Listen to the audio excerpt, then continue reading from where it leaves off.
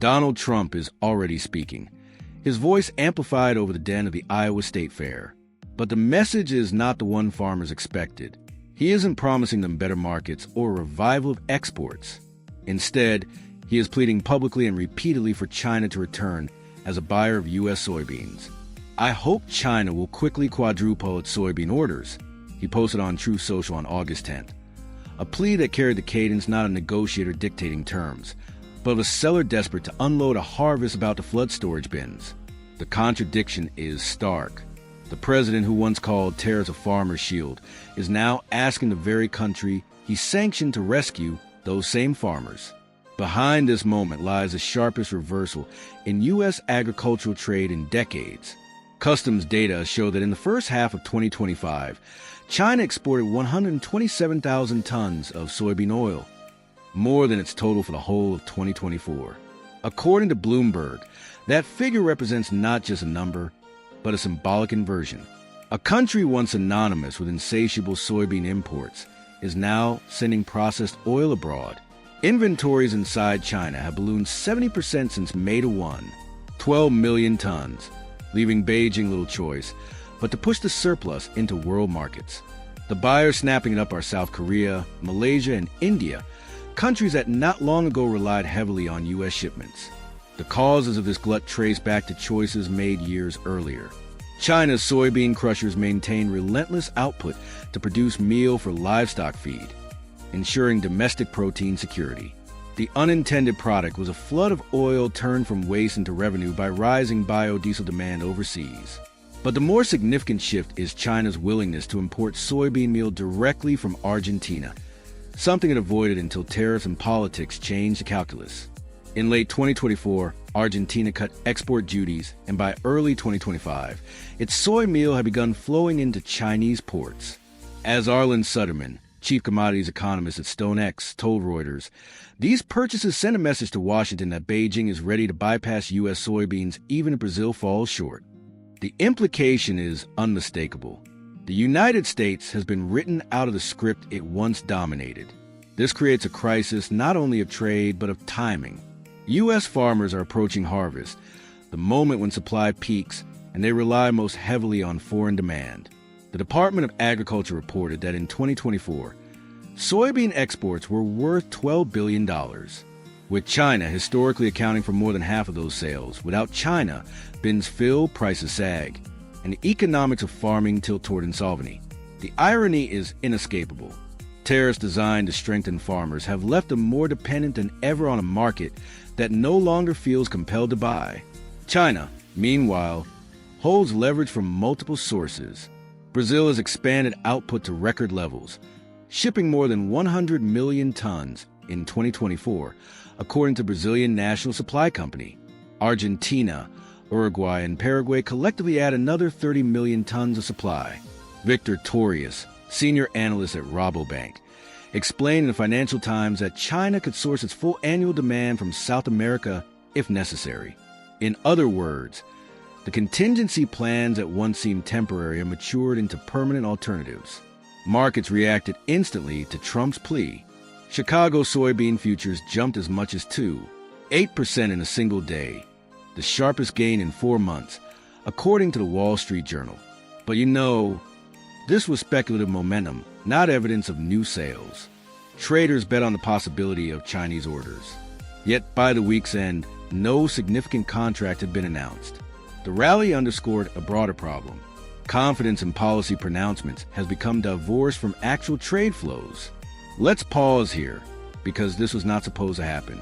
Not this way. Not this soon. Tariffs were framed as leverage, the weapon that would bring Beijing back to the table.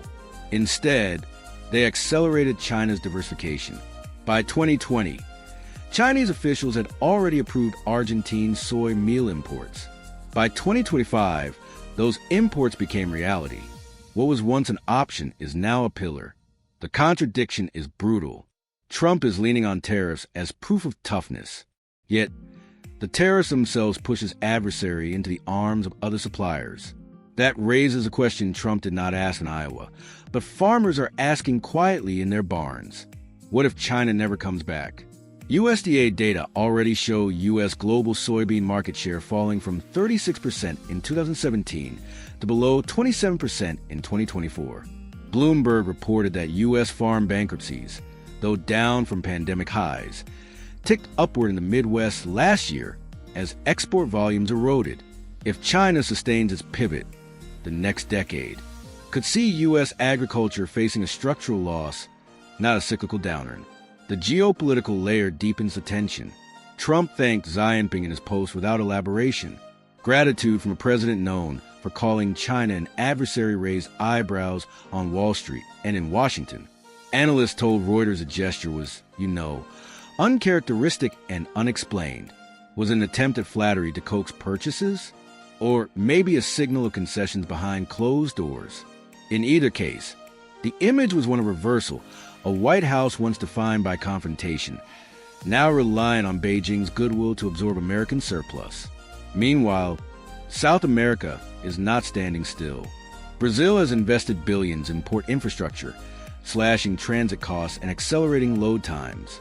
Reuters reported in July 2025 that the port of Santos is now capable of handling 160 million tons of grain annually, a figure that really dwarfs U.S. Gulf port capacity growth. Argentina, despite economic instability, has leveraged favorable weather and currency depreciation to make its soy products more competitive. The logistical and cost advantages are tilting not temporarily, but structurally against the U.S. By 2025, the Phase 1 trade deal that promised expanded Chinese purchases is not only a memory, but an emblem of failed leverage. Beijing missed its purchase commitments by tens of billions, a fact documented by the Peterson Institute for International Economics, and faced no meaningful penalty. The contradiction emerges yet again. A deal designed to secure sales became proof that enforcement mechanisms were honestly hollow. China's Ministry of Agriculture announced in July that its reliance on U.S. soybeans had fallen below 20% of total imports, down from over 60% in 2017. This is not just diversification. It is strategic disengagement. The shift mirrors a broader pattern of China insulating itself from U.S. economic pressure. From semiconductors to rare earths, soybeans, once a symbol of agricultural interdependence, are now a case study in decoupling. What follows from this is a new question. If China no longer needs U.S. soybeans, who does? India's demand is rising, but its infrastructure limits large-scale imports. The European Union faces internal tensions over genetically modified crops, complicating acceptance of U.S. varieties. Southeast Asia provides growth but not volume. The gap left by China cannot easily be filled. One more number buried in USDA export tallies shows the scale of the rupture. In 2017, before the trade war, U.S. soybean exports to China were worth nearly $2 billion. By 2024, that figure had been cut by more than half, dropping below $6 billion, according to Bloomberg. That collapse is explained by weather or supply shocks.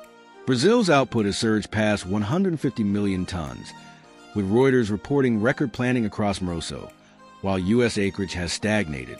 China has quietly signed forward contracts with Brazil extending into 2026, locking in supply at volumes once reserved for American growers.